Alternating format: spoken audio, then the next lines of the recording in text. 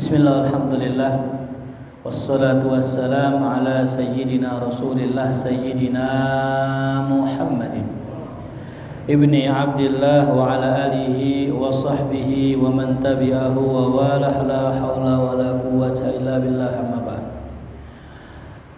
Qala al-musannif rahimahullah wa an Abdillah ibni Amr ibn al-As radhiyallahu anhuma qala li Rasulullah sallallahu alaihi wasallam ya Abdullah la takun mithla fulan kana yaqumu minal lail fataraka qiyamal lail, muttafaqun alaih. Para hadirin, para jamaah sekalian, kita melanjutkan pembahasan hadis kita yang ke-25. Diriwayatkan dari Abdullah bin Amr bin As. Ya.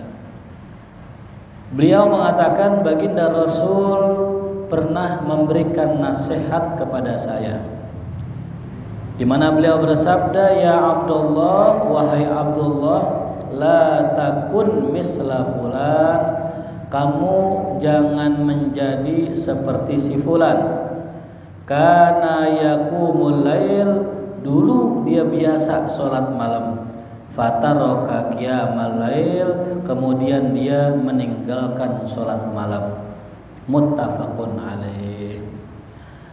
Dikatakan di sini hadzal hadis ini yadullu, menunjukkan ala annal 'adatal jariyata, bahwasanya kebiasaan yang sudah berjalan, likulli ahadin, bagi setiap orang itu, mu'tabarah, itu sesuatu yang sudah dianggap. Far Rasul alaihi salatu wassalam naha an misli fulan, dan Rasulullah sallallahu alaihi wasallam melarang jangan seperti si fulan. Wa huwa alladhi yaqumu fataraka, yang mana dia itu sering sholat malam kemudian dia meninggalkannya. Wastufida minhu, dan diambil faidah dari hadis ini akan karahatu tarkil aurat al maksusalah, makruhnya meninggalkan wirid-wirid yang sudah dikhususkan. Nah ya nih. Jadi hadirin rahimakumullah, malam ini kita bicara judulnya wirid. Ya. Kita sama-sama telah tahu yang namanya man laisa lahu wirdun fahuwa kirdun. Orang yang nggak punya wirid, maka kayak kirdun. Apa kirdun? Monyet. Ya. Artinya orang yang nggak punya kebiasaan, orang yang nggak punya amaliyah rutinan, maka dia kayak monyet, lompat sana, lompat sini, nggak punya istiqomah. Ya. Padahal syarat kita mendekatkan diri kepada Allah, pengen menjadi wali Allah, cuman 3 syaratnya, nggak berat, 3. Yang pertama, amila bima alima summastaqomah. Apa itu? Beramal dengan apa yang sudah kita ketahui, kemudian istiqomah. Belajar nih malam tentang apa? Sholat witir, udah tahu ilmunya, udah tahu caranya, amalkan. Habis amalkan, jadikan wirid, biar istiqomah. Terus kita jalani itu wirid sampai ajal menjemput kita. Tuh, ya, itu namanya betul wirid. Jadi wirid itu adalah sesuatu yang kita kerjakan secara istiqomah, secara konsisten, kontinu. Tuh, ya. Apa bentuk wirid? Satu, yang pertama, bentuk wirid bisa berupa ya ibadah, sholat misalnya, sholat tuh, witir jadi wirid bisa, duha jadi wirid bisa, ya, tahajud bisa juga. Ya. Satu, pertama bentuknya sholat. Atau wirid kita berupa baca Quran. Nah, baca Quran sehari seain, sehari 2 ain, sehari sejuz. Bahkan ada yang sampai sehari hatam Quran, subhanallah. Ya, itu luar biasa. Ya. Atau yang ketiga, wirid kita apa? Bentuknya sedekah. Saban masuk Masjid Aryat, saya wiridin ya seceng. 2.000 goceng. Wirid juga. Nah, termasuk wirid juga membaca zikir dan sholawat tuh ya. Cuman kalau orang biasanya kalau diomongin wirid yang di benaknya apa? Zikir gitu. Bagi wirid dong, pasti bagi mintanya apa? Zikir ya. Padahal wirid nggak mesti apa? Nggak mesti zikir. Ya. Wirid itu apapun amalan yang kita kerjakan dengan istiqomah. Ya. Nah ini, jadi kalau kita pengen menjadi kekasih Allah, maka syarat nomor satunya tadi, ya, setelah kita berilmu, kita mengamalkan istiqomah. Ya. Makanya dikatakan dalam sebuah makalah, istiqomah khairun min alfil karomah. Orang bisa istiqomah lebih utama, lebih afdol daripada apa?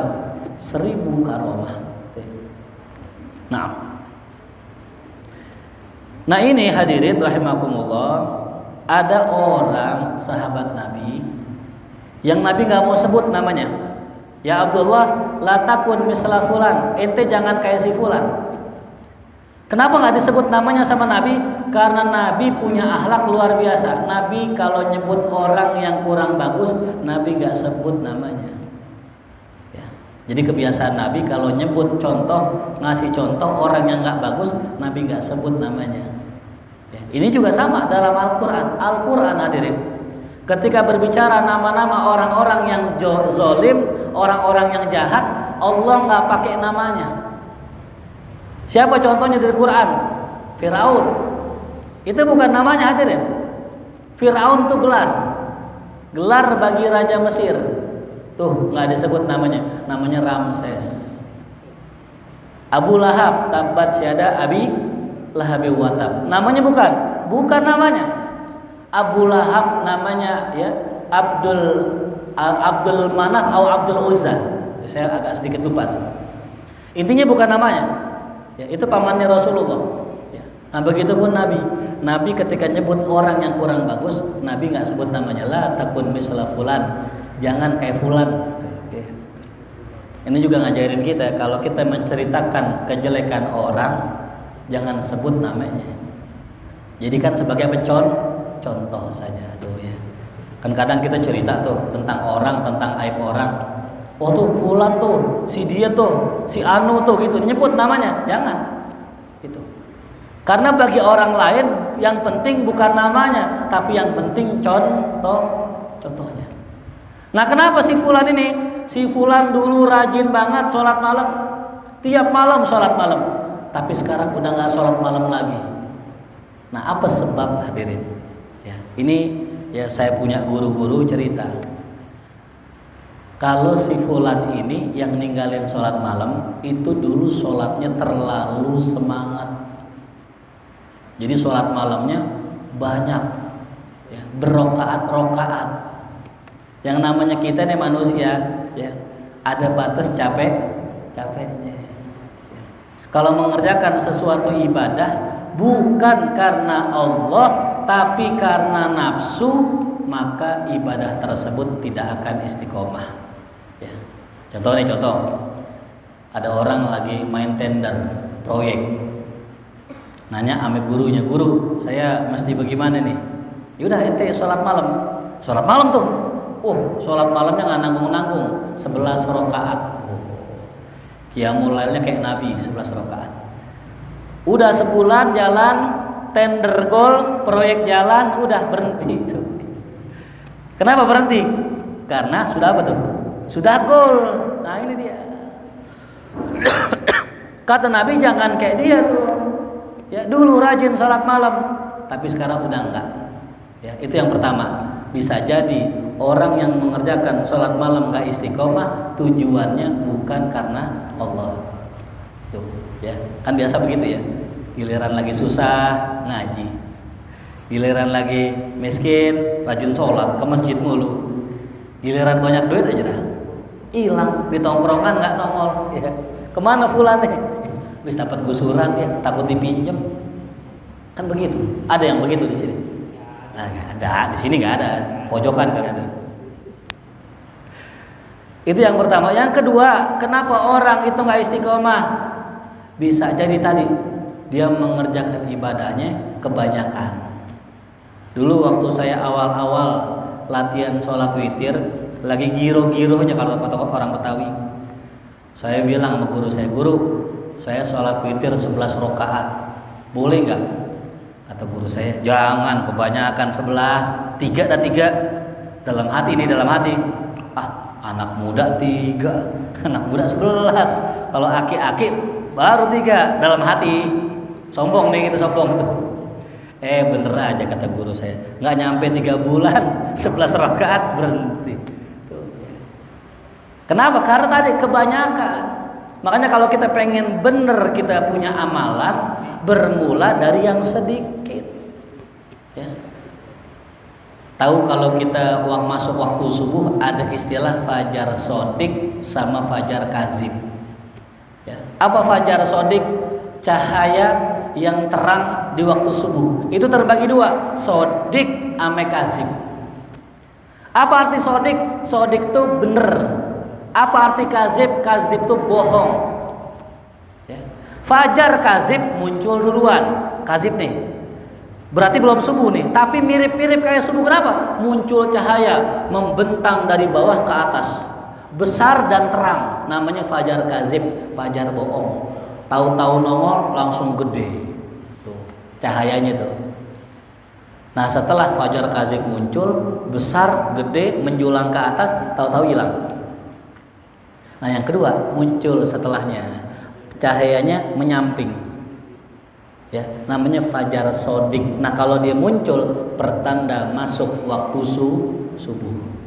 Cuman bedanya gini, kalau fajar kazib yang dusta gede duluan, abis itu ngilang.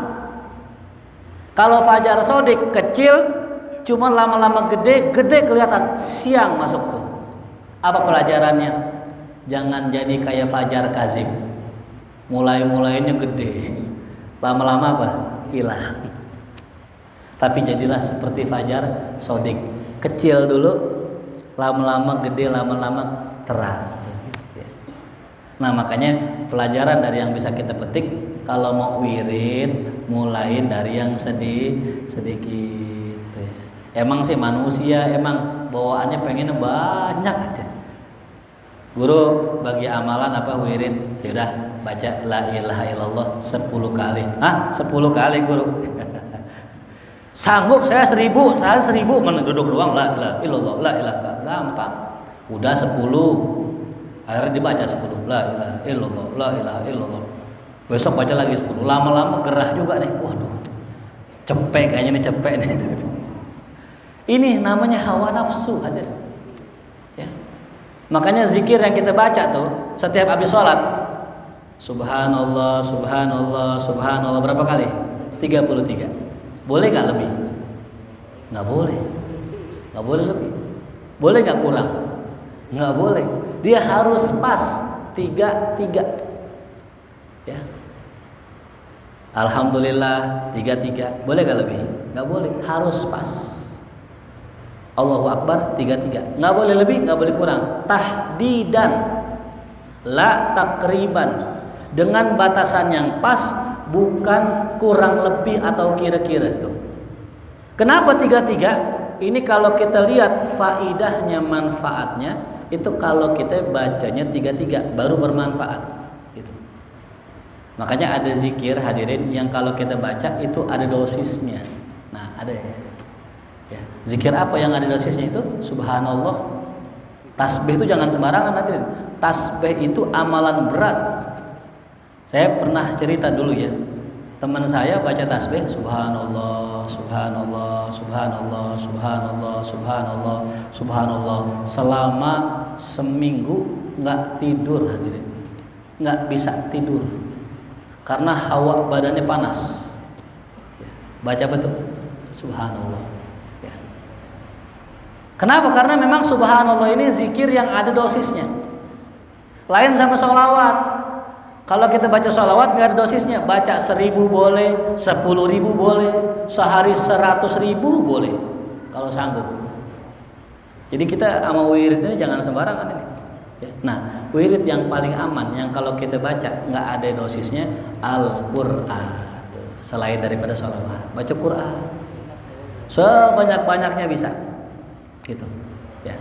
Nah, jadi hadirin rahimakumullah, ini bicara wirid. Nah, terus ada lagi yang nanya, Ustadz, kalau kita udah amalin wirid, terus ganti wiridnya, boleh nggak ganti? Ya. Contoh misal, kita baca sholawat, terus saya ganti sama istighfar misalnya, jawabannya nggak boleh. Karena wirid yang berbentuk bacaan, kalau kita sudah istiqomah kan istighfar, ya istighfar kita baca. Kalau mau nambah boleh. Istighfar sehari berapa? Cepet misalnya. Pengen sholawat, jangan diganti, jangan ditukar istighfar, tambahin sholawat 100. Jadi jangan diganti. Gitu.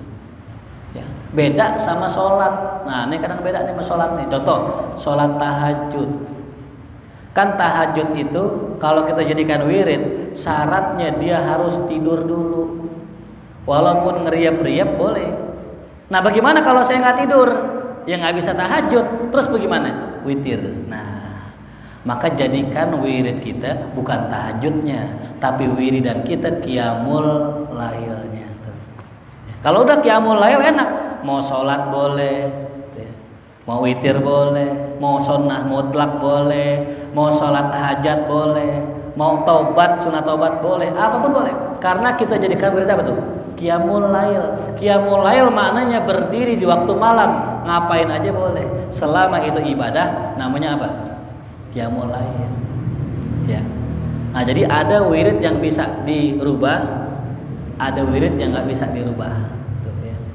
Nah, ada lagi nanti namanya istiqomah. Nah, itu beda. Istiqomah tuh di atas wirid.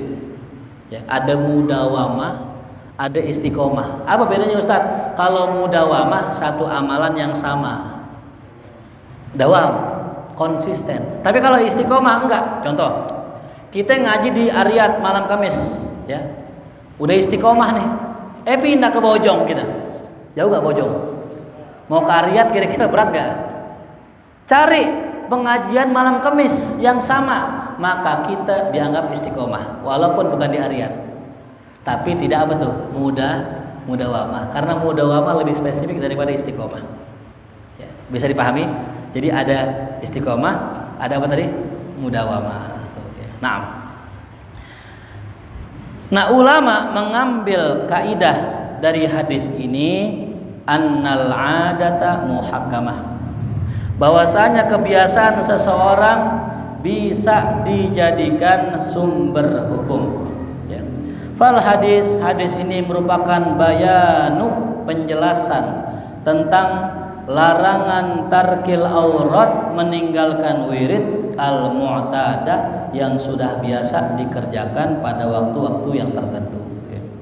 Bahkan kalau aulia tuh, nih makomnya para wali, mereka tuh kalau udah biasa wirid hadirin, megang tasbih. Kalau zaman dulu kan tasbih, kalau sekarang tasbih digital lagi, ini enak tuh ya, bisa berapa aja dimegang tasbih.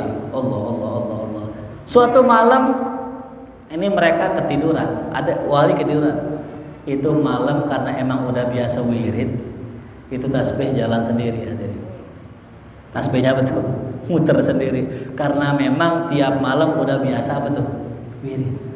Makanya enaknya kita kalau udah jadiin amalan tuh wirid, kebiasaan, maka kalau kita ketinggalan, ketiduran, kelupaan, tetap dianggap wirid.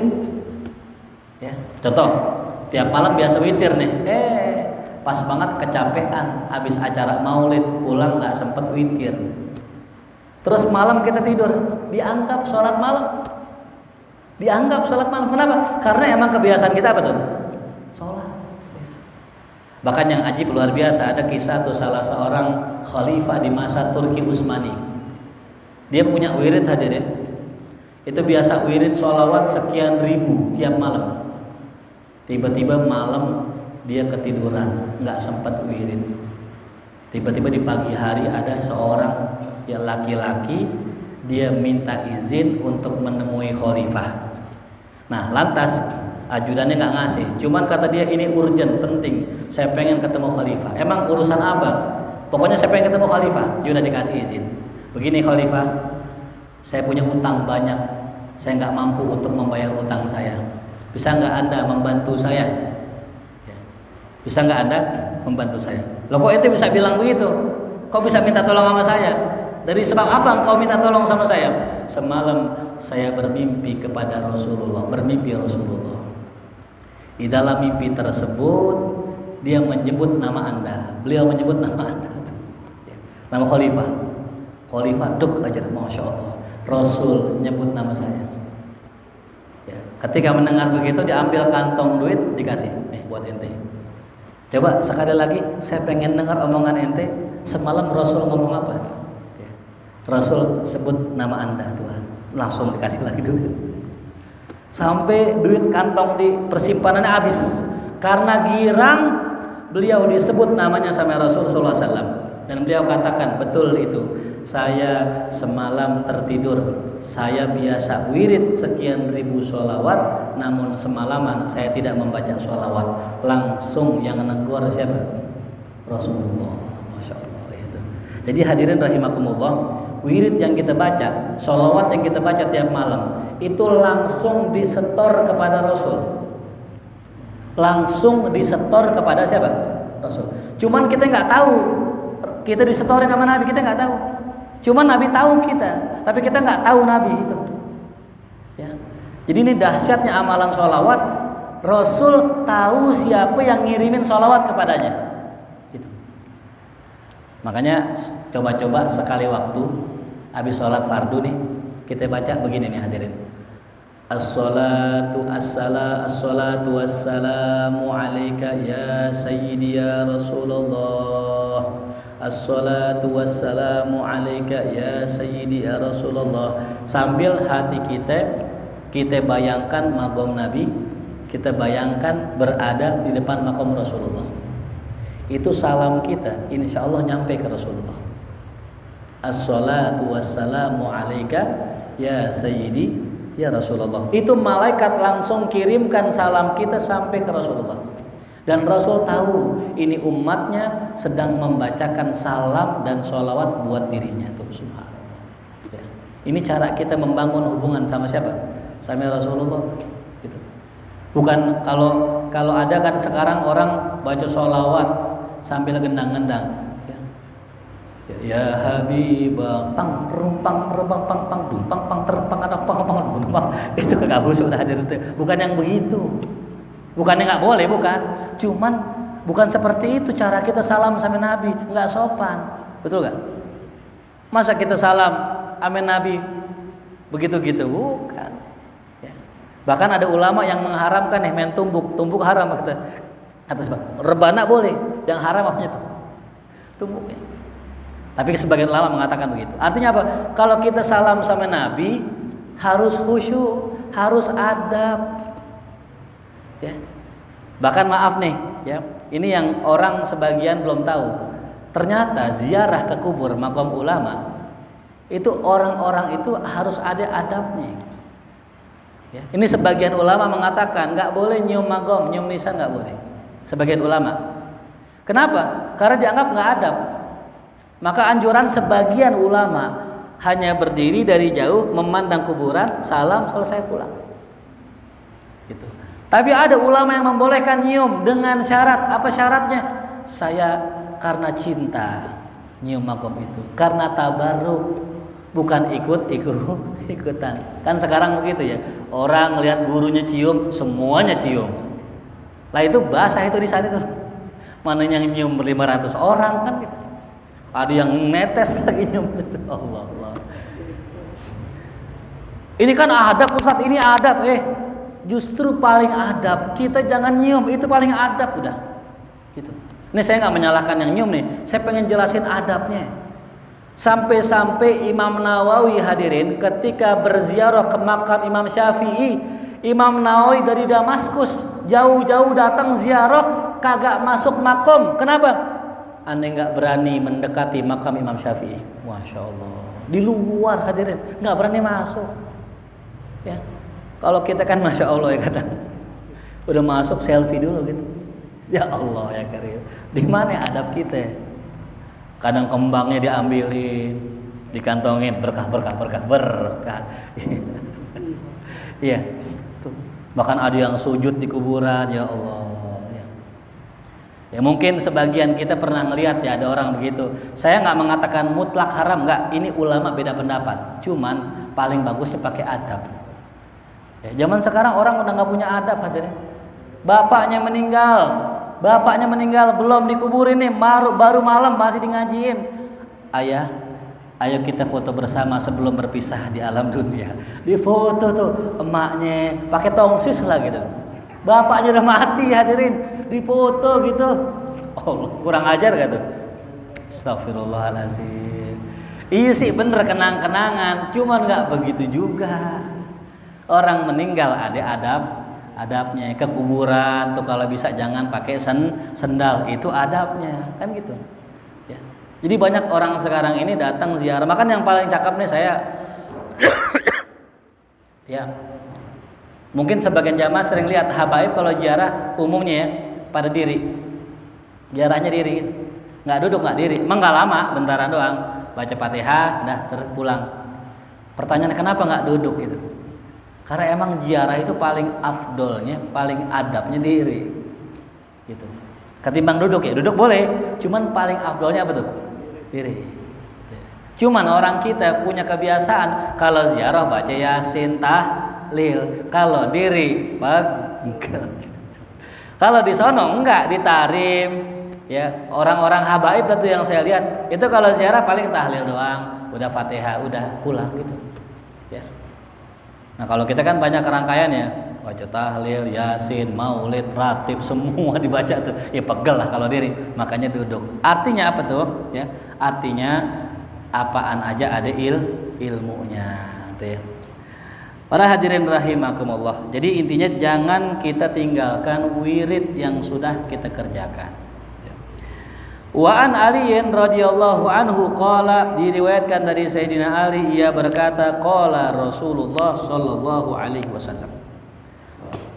Kalau ada orang bilang Ali radhiyallahu anhu, berarti ahlu sunnah. Berarti ahlu sunnah.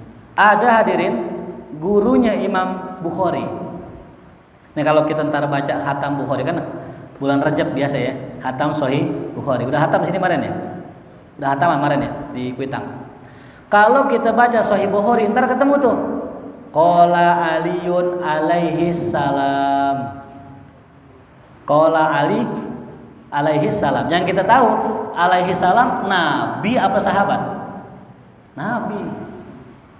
Kok ada Ali alaihi salam? Karena memang Imam Bukhari punya guru ya berakidah Syiah.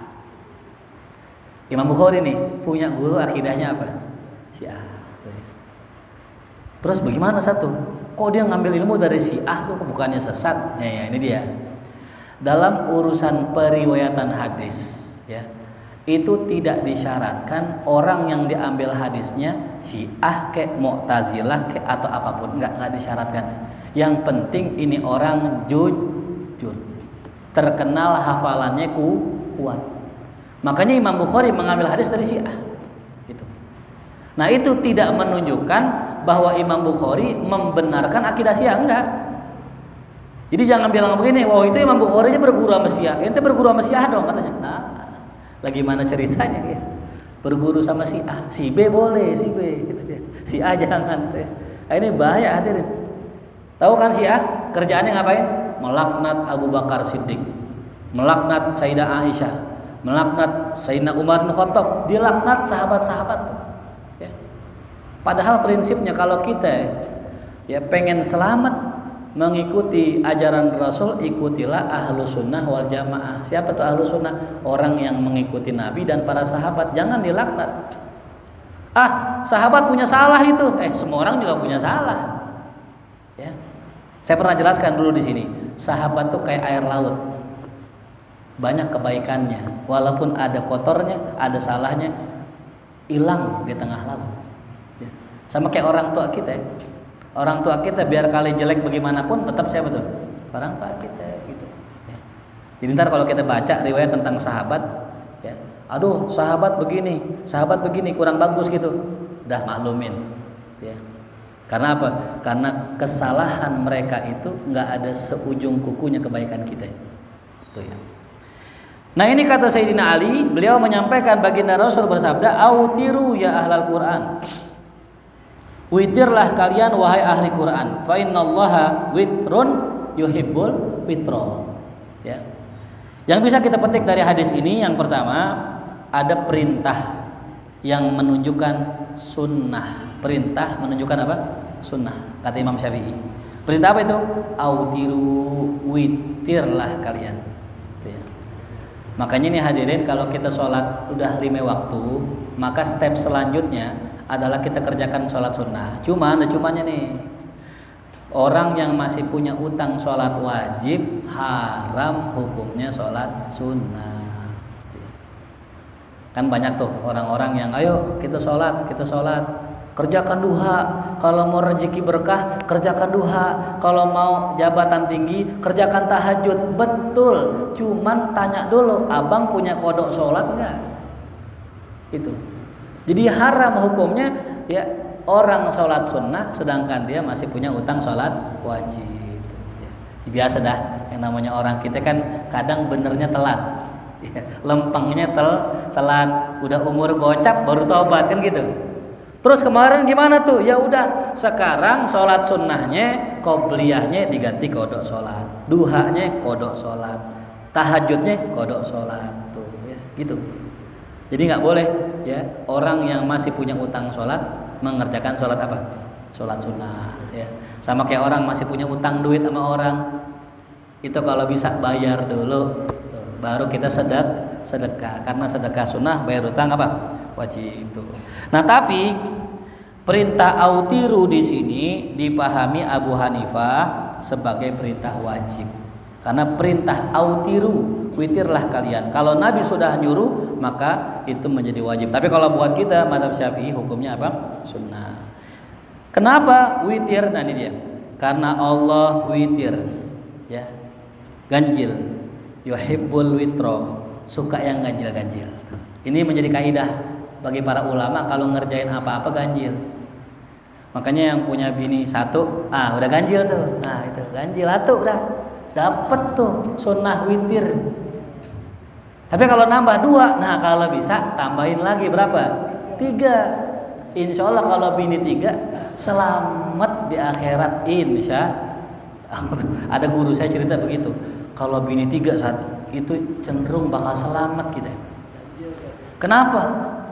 Karena kalau bini 3, walaupun bini pertama sakit hati katanya. Nanti bini pertama doain, ya Allah, gara-gara laki saya ini saya jadi sengsara, ya Allah masukin neraka begitu. Kata bini berapa tuh? Pertama. Kata bini kedua, ya Allah jangan ya Allah, laki saya ini orang soleh, dia mau mengut saya jadi istri walaupun saya janda, masukin surga ya Allah gitu. Kata bini yang ketiga, iya bener ya Allah, dia baik sama saya tuh, selamat tuh. Kalau bininya berapa tuh? 3. Kalau bininya kedua impas tuh, doa bini tua sama bini muda seri. Ini ngajarin doang, prakteknya belum ini. Hadirin rahimakumullah tuh. Allah suka yang ganjil-ganjil. Maka kalau wudu berapa basuh? 3. Kalau lebihin 4, tambahin lagi jadi 5, begitu. Makan korma berapa? 3. Ini pun kalau bisa kita praktekin dalam semua aktivitas kita. Ya. Saya kalau makan sate, mungkin kalau antum perhatiin, saya ngambilnya 3. Gitu. Nah yang repot satunya cuma 2. Satunya cuma 2, kita ambil 3, ambil 1. Dikasih 10, ambil 3. Jadi itu sunnahnya bukan hanya dalam masalah apa? Wudu doang. Masalah makan, ambil 3. Dikasih korma, ambil 3 tuh. Dikasih duit ambil 3 juga tuh. Jelas ya, tuh Allah suka yang ganjil-ganjil. Maka sholat witir, sholat apa tuh? Ganjil. Dalam hadis yang lain kata baginda Rasul, ij'alu akhir sholatikum bil lail witra. Jadikanlah akhir sholat kalian di waktu malam sholat witir.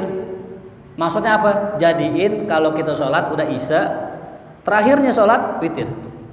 Ada yang memaknakan begini, kalau bisa nih ente habis isya terus sholat malam, tahajud, hajat dan sebagainya, ujungnya witir gitu. Kan kalau kita punya tartib nih, biasanya kalau guru-guru thariqat mengajarkan kita, kalau kita sholat malam bangun baca doa, terus sholat apa pertama? Sholat taubat. Taubat dulu. 2 rakaat. Habis sholat taubat baru sholat hajat. Karena kita punya hajat nih. Habis sholat hajat baru sholat tahajud. Habis tahajud baru witir gitu. Ujungnya apa? Witir. Ustadz, bagaimana kalau seandainya saya udah ikut tuh sholat witir pas taraweh, habis taraweh kan 23 kan witir, boleh nggak entah malam witir lagi? Nah ini kata ulama tidak boleh. Kenapa? Dalam hadis yang lain, la witroni fil lailatin, tidak ada 2 witir dalam satu malam. Ya, artinya boleh sholat witir lagi, kan tadi 3 tuh masih kurang, witirnya 2, jangan disatuin, jangan 2 aja selesai. Berarti tidak boleh ada 2 sholat ganjil dalam satu malam gitu. Jadi boleh-boleh saja. Itu riwayat Tolok bin Ali radhiyallahu anhu, hadisnya sahih. Kemudian bacaannya apa Ustadz? Dari Ubay bin Ka'ab radhiyallahu anhu yang mengatakan Rasul kalau sholat witir bacanya sabbihisma rabbikal a'la. Sesuai itu kita. Ya. Kita kan kalau Ramadan kan sabbihis dulu. Habis apa? Qul ya ayyuhal kafirun. Itu 2 rakaat pertama. Nah, rakaat yang ketiga bacanya apa? Kulhu al-falak sampai an-nas. Ini semua ada riwayatnya di dalam kitab ini itu. Ya. Nah, pertanyaan kita, boleh nggak bacaan surat lain? Ya, jawabannya boleh. Ya. Mau nggak baca surat nggak apa-apa, silahkan ya. Cuman afdolnya kan ngikutin Nabi itu ya. Nah, ini yang hadirin. Jadi yang membedakan kalau kita itu baca surat nggak baca surat, itu kayak kita minum obat nih. Kan kalau obat itu kan ada anjurannya sebelum makan sama sesudah makan. Sekarang saya mau tanya, orang kalau minum obat sebelum makan, dimakannya setelah makan, ada beda nggak? Ada bedanya. Ya. Ada orang makan setelah makan obatnya nih, dimakannya sebelum makan. Ya ada bedanya. Nah itulah sama kalau kita mengerjakan sunnah tidak sesuai dengan cara Nabi, maka ada bedanya. Pahala dapat, khasiatnya enggak. Saya ulang, pahala dapat, khasiatnya enggak. Itu sama hadirin kayak orang baca wirid, baca zikir nggak pakai ijazah. Ya. Dapat di YouTube nih, di Google atau di mana, Facebook ya. Ini kan dia torikoh kobil tuh, ya nggak boleh lihat dikit orang ngasih amalan kobil tuh. Nah seandainya ada orang baca wirid kagak punya ijazah, nggak dapat dari guru, cuman baca di Instagram, di YouTube dan sebagainya, maka hanya dapat pahala, tapi nggak dapat khasiatnya. Ya, pahala doang dapatnya. Padahal kalau kita baca beserta ijazah, dapat khasiatnya. Kira-kira saya nggak kalau cuma dapat pahala doang? Saya. Ratib yang kita baca nggak pakai ijazah, pahalanya dapat, cuman khasiatnya kurang. Ya. Sebenarnya hadirin tuh kalau kita baca ratib, kita jadikan wirid ratib itu, cakep itu. Ratib itu yang kita baca itu luar biasa. Ya. Tapi kalau kita kupas isinya, ya, faidahnya apa? Bismillahirrahmanirrahim. Faidahnya apa? A'udzu bikalimatillahi tamah, faidahnya apa? Kita kupas satu-satu. Wah, luar biasa itu. Cukup itu dah wirid kita setiap hari. Cuman sayang orang jarang yang ngupas ya, jarang yang membahas apa fadilah ratib itu. Kemudian di riwayat yang lain dikatakan Nabi Muhammad SAW bersabda, "Autiru qabla an tusbihu." Witirlah kalian sebelum masuk subuh. Rawahu Muslim, hadis riwayat Imam Muslim. Dalam riwayat Ibnu Hibban dikatakan, "Man adraka subha wa lam yutir fala witralah." Siapa orang yang mendapati waktu subuh tapi belum witir, maka tidak ada witir baginya. Nah, ini hadis menunjukkan bahwa akhir batasan waktu witir adalah azan subuh. Gimana Ustadz kalau lagi witir baru 2 rakaat atau baru 1 rakaat, niatnya 2 nih. Azan. Baru 2 azan. Bagaimana tuh? Maka lanjutkan sholatnya sampai salam selesai. Nah kan masih 2 kan, kurang berapa? Boleh nggak 1 rakaat ketika sudah masuk subuh? Jawabannya boleh, tapi niatnya qodaan. Ya. Niatnya apa? Qodaan. Karena kalau udah masuk subuh berarti nggak udah bukan masuk witir lagi udah. Gitu. Kalaupun salat witir niatnya apa? Qodaan. Maka dalam hadis yang selanjutnya, man nama an witri, siapa orang yang tidur dari witirnya, artinya nggak tidur, nggak witir, au nasiyahu atau dia kelupaan, falyusalli idza asbah au dzakar, maka salatlah ia apabila udah masuk waktu subuh atau seingat dia. Ini saya masih ingat hadirin nih hadis karena ada asbab ceritanya ya. Jadi saya punya guru ngajar di masjid. Ada jamaah sotoy, ini jamaah apa tuh? Jamaah sotoy, tahu jamaah sotoy? So tahu. Ini jamaah ini memang sering ngaji, punya ustadz. Guru saya ngajar nih, kata guru saya, orang kalau semalam nggak sholat witir boleh dikodok pas sholat duha, boleh kodok pas pagi, pas subuh kek, mau duha kek, pokoknya seingat dia aja. Wah, semalam lupa witir nih, sholat pas duha, kodok boleh. Kata nih orang sotoy begini hadirin. Gak ada tuh hadisnya tuh. Dari mana tuh ilmunya begitu? Orang sok tahu nih. Gua nggak pernah denger ngaji katanya sholat witir boleh pas duha gitu. Ya, akhirnya guru saya bilang sama saya, Riz, tolong nih kitabnya sama kitab Bulughul Maram, tolong nih kitab kasih itu Pak Haji tuh, ya kasih tahu hadisnya ini boleh sholat witir pas waktu apa tuh duha. Saya bawa tuh kitab tuh, Assalamualaikum Pak Haji, tuh ini Pak Haji titipan dari Kiai katanya suruh kasih lihat antum katanya. Saya kasih lihat tuh ini.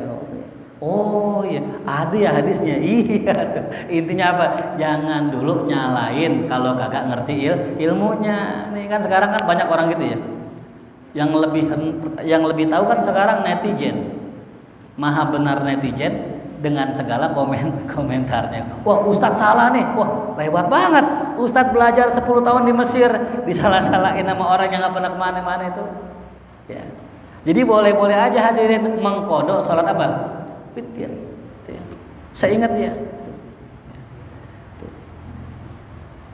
Kemudian dalam hadis yang lain dari Jabir, qala Rasulullah, man khafa an la yakuma min akhiril lail, siapa yang takut kagak bangun malam salat witir, maka yutir awalahu, fal yutir awalahu, witirlah di awalnya. Nah ini nih buat orang tua yang emang kebiasaan sulit bangun malam, witirnya habis salat Isya atau witirnya sebelum tidur. Belum tidur nih, gelar sejadah, sholat dulu witir. Aman tuh, bangun subuh nggak apa-apa, kan udah witir tadi. Tapi apa? Wa man tamiya an yakuma akhirah falyutir akhiral lail. Siapa orang yang bisa bangun di akhir malam, maka bagusnya di akhir malam. Nah ini katanya yang sholatnya witirnya di awal malam, habis Isya banget, Sayyidina Abu Bakar Siddiq. Sebelum tidur dia. Nah yang witirnya akhir malam Umar bin Khattab. Dibahas sama ulama, kenapa kok Abu Bakar di awal, Umar di akhir? Karena Abu Bakar Siddiq udah renta, udah tua. Kalau Umar bin Khattab masih apa tuh? Masih gagah, masih muda. Makanya kalau masih muda amalannya beda. Sama nih, ini contoh nih yang sering banyak orang tinggalin. Kalau kita qomat, jangan bangun sebelum qomat kelar. Allahu Akbar, la ilaha illallah, baru bangun. Itu afdolnya. Semua mazhab menganjurkan begitu. Artinya jangan bangun sebelum kelar qomat. Tapi kan kagak, ada orang belum kelar qomat langsung maju.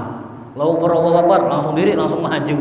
Orang bangun, nggak sunnah. Yang sunnah jawab qomat dulu. Udah selesai jawab qomat, doa dikit baru bangun. Ya. Tapinya nih, kalau orang tua itu kata ulama sebagian mengatakan itu diperbolehkan bangunnya pas qad qomatis sholat. Kalau yang muda ya di akhirnya udah selesai baru bangun. Kenapa? Kalau orang tua parkirnya lama. Allahu Akbar, qad qomatis sholat, qad qomatis, parkirnya lama. Makanya dari qad qomatis sholat bangun begitu. Bener gak Pak Haji? Bener tuh. Parkirnya lama, belum ngertek.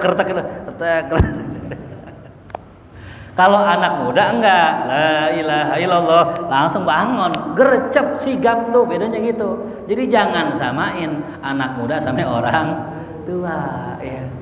Ini ajang-ajang aki-aki, yang qomat aki-aki, imamnya aki-aki lah, jangan kagak maju masjid kalau yang semuanya aki-aki.